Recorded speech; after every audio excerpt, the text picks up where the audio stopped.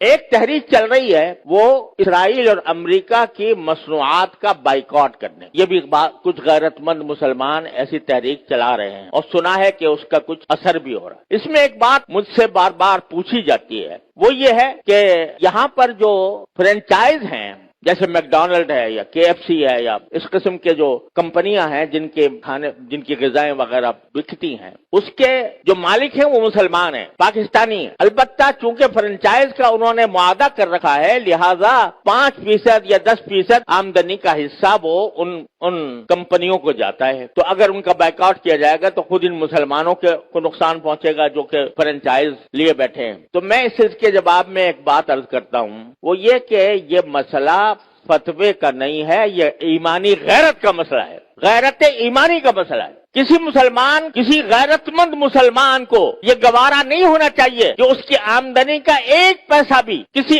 ایسے شخص کو پہنچے جو اسرائیل کو مدد دے رہا ہے۔ یہ انسان کی ایمانی غیرت کا تقاضا ہے۔ یہ کہنا کہ بھئی 5% جاتا ہے، اب 95% تو ہم کھاتے ہیں۔ ارے بھائی 95% آپ کھا چکے، بہت الحمدللہ، کافی آپ نے نفع بنا لیا۔ اب آپ یہ تو کر سکتے ہو کہ اس فرنچائز کو ختم کر کے اپنا کاروبار شروع کر دو۔ اگر اس کو ختم کر کے اپنا کاروبار شروع کرو گے تو ذرا تھوڑا سا پتہ تو چلے گا ان کو کہ یہ جو ہم دنیا بھر کے اندر ہم اپنی مصنوعات چلا رہے ہیں، دنیا بھر میں ہمارا سکہ چل رہا ہے، اس کا کچھ اثر تو ہوگا۔ یہ کہنا کہ 5% جا رہا ہے ان کو اور ہم نے 5% جا کے کیا اس میں کیا فرق پڑے گا؟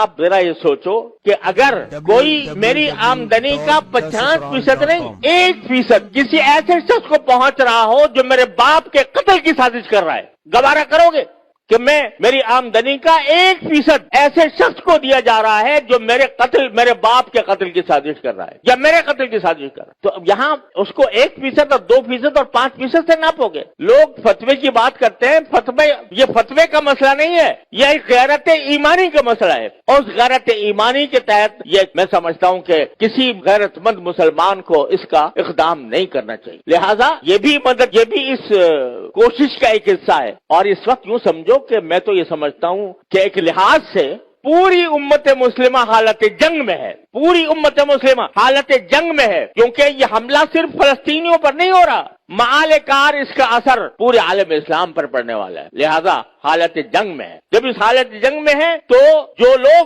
عالم اسلام کے خلاف یہ سازش کر رہے ہیں ان کو کسی طرح بھی نفع پہنچانا، چاہے وہ 1 پیسے کا ہو، یہ ایک مسلمان کی غیرت کو اسے گوارا نہیں کرنا چاہیے۔ لہذا میں اس بات کی حمایت کرتا ہوں کہ ایسی چیزوں کا بائیکاٹ کیا جائے جس کا فائدہ ان طاقتوں کو پہنچ رہا ہے۔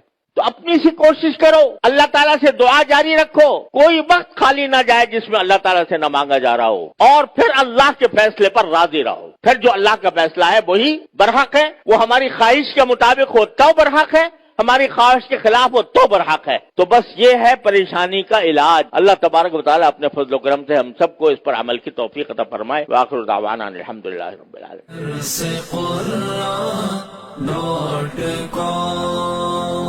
www.darsequran.com